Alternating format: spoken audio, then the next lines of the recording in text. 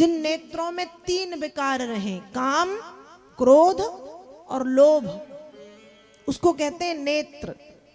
अब आप देखो, बहुत ज्यादा विचारणीय बात है, लेकिन आप मन में कहोगे कि हाँ सही बात है। जब व्यक्ति के मन में काम आता है तो सबसे पहले आंखों से दिखता है।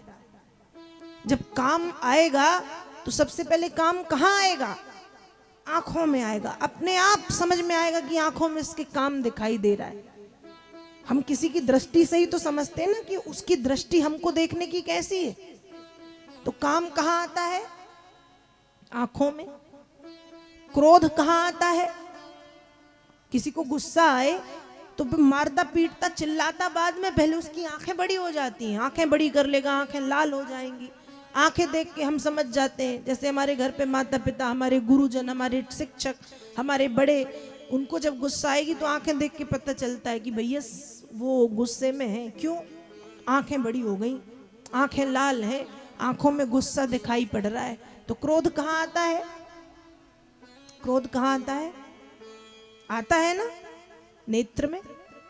लोभ, जब लोभ आता है तो लोभ भी आंखों से ही दिखता है। जो जानने वाले उनको समझ आ जाएगा कि इसके आंखों में काम दिख रहा है, इसके आंखों में क्रोध दिख रहा है, या इसके आंखों में लोभ दिख रहा है। तो कहा कि जैसे काजल लगाने से नेत्रों के विकार ठीक होते हैं, वैसे ही गुरुदेव के चरण कमलों की धूली को काजल की तरह आंखों में आंज लेने से आंखों में रहने वाले विकार, आंखों में यही बड़े विकार तो रहते हैं ना, जो जीवन को बर्बाद कर देते हैं। ये काम, क्रोध, लोभ, मोह, मद, मात्सर्य, अविद्या रूपी विकार गुरु के चरणों की धूल को आंखों में आंज लेने से ठीक हो जाते हैं, समाप्त हो जाते हैं, चले जाते हैं। तीसरा, बच्चे छोटे होते हैं तो माताएं क्या करती हैं? बच्चों को आंखों में तो काजल लगाती हैं, इधर भी लगाती है ना, सिर में काजल का टीका, छाती में भी लगाती हैं, कान के पीछे भी लगाती हैं, पैरों में लगाती हैं। और हमारे यहाँ, हमारे मध्य प्रदेश के गांव में उस काजल के टीके को कहते हैं ढिठौना। ढिठौना मतलब ढीठ, ढीठ मतलब नजर ना लगे, इसलिए काजल का टीका लगाया जाता है। तो कहा जैसे काजल के टीके को लगा लेने से नजर नहीं लगती। अब लगती है या नहीं लगती वो भगवान जाने, पर ये बना तो है कि काजल का टीका लगा दो नजर नहीं लगेगी।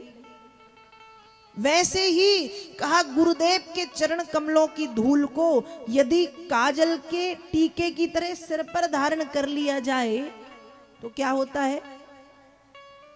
दुनिया की नजर हमारा कुछ नहीं बिगाड़ पाती।